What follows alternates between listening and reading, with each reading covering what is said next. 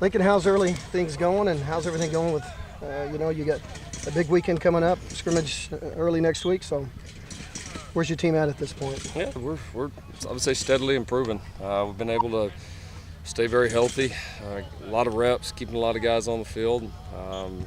I think our off day, 2 days ago really came it was at a good time. We really pushed them hard up through that. Guys did a good job of handling the off day, recovering. It was a good chance for all of our guys, especially our newer or young guys, to kind of take a breath mentally. We try to install a bunch here early, almost overload them, understand that there's going to be a lot of mistakes early, but we want to expose them to it. And so if you see them now in the last couple of practices starting to settle in a little bit more, the ball's been cleaner.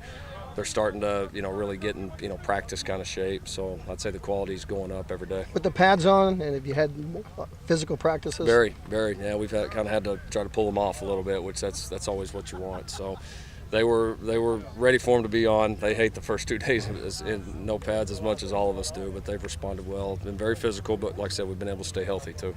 How different is this for you right now versus this time last year? What's the biggest difference for you personally? Yeah, just everything's not new for me. That's the biggest. You kind of have an idea of the schedule, and this schedule's better than the one that we had last year for all the reasons we've already talked about. I think more settled with the staff, more settled in my role. A lot of mistakes that I jotted down throughout the year that I wanted to do better, that I'm trying to do better. We as a staff are trying to do better. So hopefully, as a whole, we're putting on a better camp. Lincoln camp, how have Austin and Kyler been handling the quarterback battle? Really good. I would say they're playing the way I expected them both to play. Both been sharp. You can kind of feel them pushing each other.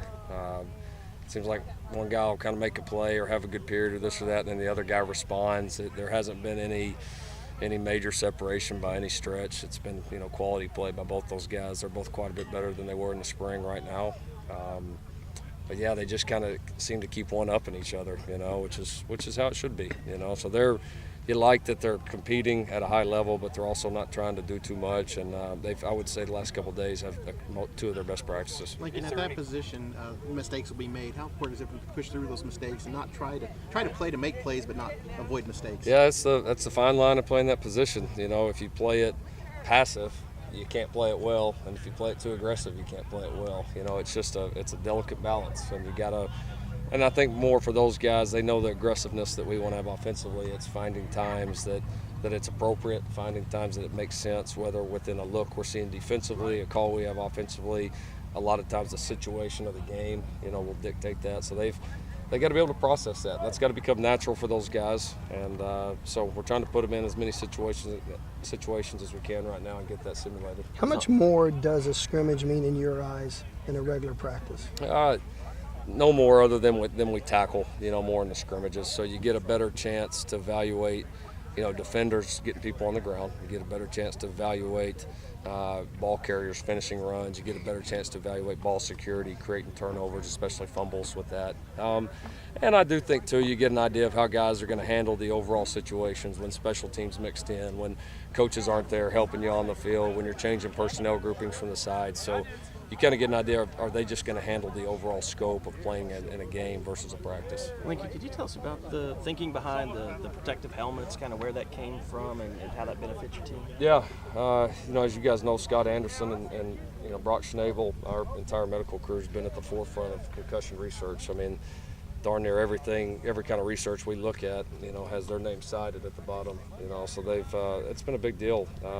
We've had these helmet pads for a little while. We've traditionally used them for if we're breaking in game helmets, like give an example, a week where we're going to use the alternate helmets. We'll practice in them that week just to not scuff them up. It's really how they've been used. And then through some research that Scott and them were made available to here in the off season, we thought there was going to be some advantages to wearing those, potentially reduce some of the collisions. So we have put them on all of the front seven, defensively mandatory. We've put them on everybody on offense, but our quarterbacks, receivers. Of course, if guys have wanted it outside of that, we've let them do it. And you know what? I can't say it's the reason why, but we've we have not had a rash of concussions this deal. And part of it, I think, is us practicing smart, or us learning to manage that, not having two-a-days, guys learning to to play with their head up and play safe. But are these having an effect? They darn sure haven't hurt. Would you be willing, Lincoln, to share any specific highlights that either quarterback has done so far for people who can't watch that battle? Oh boy, you're pushing me there. Yeah, they've both had just some really stellar periods. I would say the thing though that has been really good about both of them is they both have been really good in our situational work. I think we're throwing the deep ball really well right now, and that's something that's been a staple of this offense. We've got to be able to do it. I think both of them have really stepped forward there. We've had a number of, long pass plays where it's just a one-on-one play, the coverage is there, and we've thrown the ball really, really well. So I've been really pleased with our development. And I think that's them developing just as throwers, but also understanding the offense and then just knowing their individual guys here. So, Lincoln, talk about the emergence of Deshaun White and how good has he been for you early in camp? Yeah, I mean, for a guy that hadn't played, man, he's very talented. He is very, very twitchy, very active. I love how fast he's picked it up. I mean, it's just a matter of time. He's one of those guys you just look at and say it's a matter of time for he's going to be a really, really good player. So, yeah, he's doing a great job. We're very pleased with him right now. I'm sure you're the least surprised of anyone, but what do you think of Baker's performance last night? Yeah, I saw the first touchdowns. We were walking out to walk through, and then I didn't get to see. I recorded it, watched it at home after. They looked good. They looked comfortable. I thought they did a great job moving around in the pocket. That was probably the most impressive thing. They did a decent job of protecting him, and he threw it like we all know that he can throw it. So I know he's excited. Talked to him a little bit after the game. I know he's excited, but also keeping it in perspective. It's only one game. Everybody now is going to say, it's just an overreaction either way, which was going to happen. But he just got to keep his head down, keep improving. Looks like he's on a good path. You have a lot of youth on your defense, but there's a lot of energy. People keep saying energy. What do guys like Justin Broyles, Kenneth Murray, those guys talk a lot. Yep. Does that energy kind of spill over to other guys? Have you noticed that a lot? Yeah, no doubt. You have to have that. We've had it in the past few years with Obo, with Joe Mixon, with Orlando, some of those guys, Baker. So a lot of those guys were just so vocal all the time that even maybe on a day like today where it's your seventh practice, it's humid as hell out here, guys are going through the grind. Those are the guys who can kind of get the whole thing picked up. And so, Kenneth and Broyles especially have had a lot of energy. Motley, I would put in that group as well. Those guys have brought a lot of energy. Excited about how they're kind of bouncing around. It makes a big difference for your team. Lincoln, with Bill and Cale as the co-coordinators, you as the play caller, where does Shane fit into the offensive game planning and that kind of thing as assistant head coach for offense? Yeah, I would say he fits in just like any of our assistants. It's given, first off for our positions, it's given us a chance to divide up those H-backs and tight ends, which was something, was a key. So I think it's helped our players just being able to get more maybe individual coaching, where Jay was so stretched out. Shane brings a unique background. Obviously did a lot of good things offensively at Georgia, have been strong offensively at his other stops.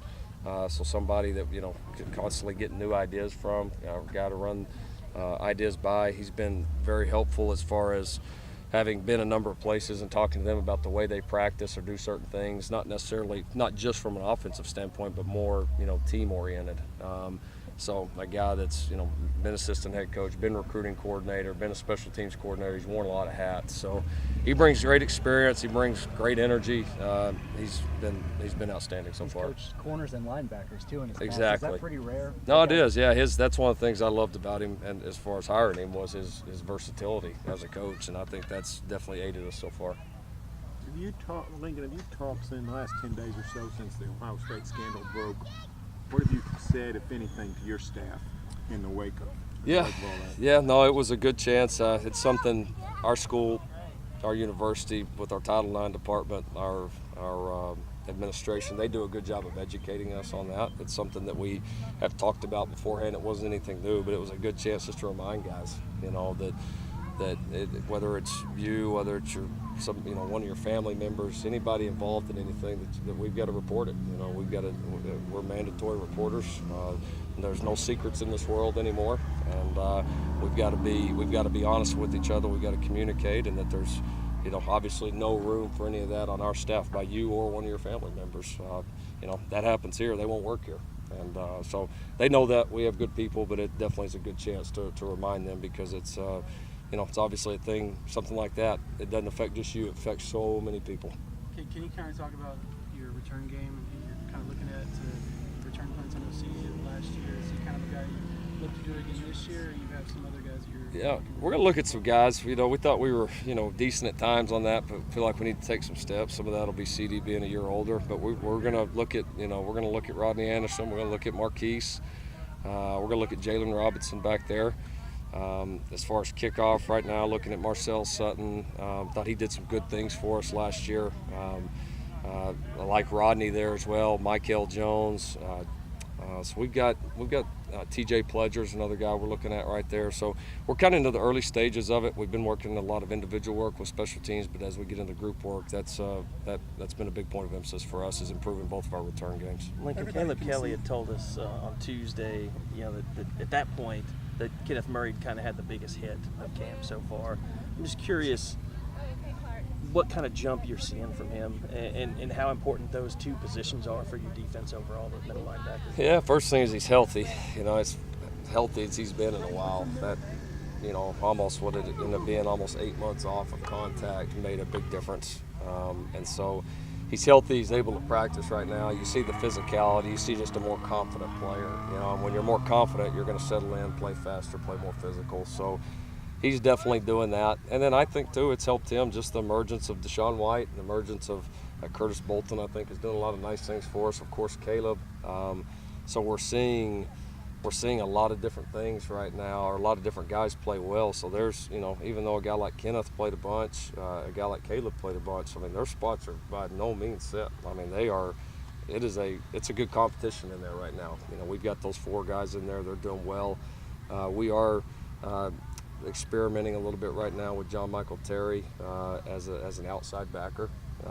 Due to the emergence, it felt like we got some good depth there, and his skill set is one that could play inside or outside. So it's given a chance for us to really rep those 4 hard inside, and it's a dogfight right now. Probably didn't think a year ago you'd be moving an inside linebacker to another position. You didn't have that kind of depth. No, we've worked hard in recruiting to make it that way, and also throw Levi Draper in that mix. He's done a nice job for us as well. So we feel like we've got a pretty nice crew right there. And it's it's going to help us on special teams. It'll help us in our specialty packages, and obviously create depth and competition. Everybody sees Kyler's athletic gifts. What stands out about him aside from the athletic stuff, the mental stuff, the workout stuff, those types of things? Yeah, he's got a good feel for the game. He's played a lot of ball in his life. And you can just tell he's got a good feel. He's got a good feel for when things break down. A good feel for scramble situations, and he understands the game. He's not a rep guy. He's not a guy that needs 1,000 reps to be good at something. And so there's a good natural feel, and just that thing that a lot of great athletes have, where they kind of always look smooth and natural, and he certainly has that. Lincoln, when talking about the kick returns, are we seeing the demise of kick returns? Just kickoffs, you don't get to return many. Yeah. The rules are not letting you, and in punts, you guys are a good example. You really just want the ball. Exactly. No, it's definitely getting phased out. This will be an interesting year with our changes in rules, and then obviously the NFL's changes in rules in the kickoff. Of just kind of what that effect is. It'll be interesting to look at the data after this year, and how many less are there. I think it's easily, especially the kickoff, is easily the most dangerous play in football, most injuries per play by far. And so with the way it's going, is it headed towards maybe extinction? Nah, maybe so. The punt returns, though, is not as dangerous, but right. The offenses are so good, you don't have to. You just want somebody that can catch it. They are, and then these punters are getting so good, throwing so much hang time up on the ball normally, that just getting it fielded is a challenge, and coverage teams have a chance to get under it. So I think that's been a factor as well. But yeah, and definitely if you're not as good on offense, you're definitely going to be more aggressive on punt return. Did you have somebody unintentionally take out Austin Kendall in a practice? No. He hadn't had an ankle issue or been in a big he's had a little soreness, but he hadn't missed any time. He's doing well. Okay. Yeah. With the Jordan gear, is there a situation where you've had to like maybe re-emphasize the importance of being careful? Like North Carolina, some Yes. of those kids just got in some trouble. Obviously, Jordan adds value to the stuff you guys have. Is that something that you guys have had to discuss, or just discussed on your own? Yeah, no, we have. We discussed it when we came in for camp. We just had a presentation on it the other night in the team meeting and used North Carolina as an example.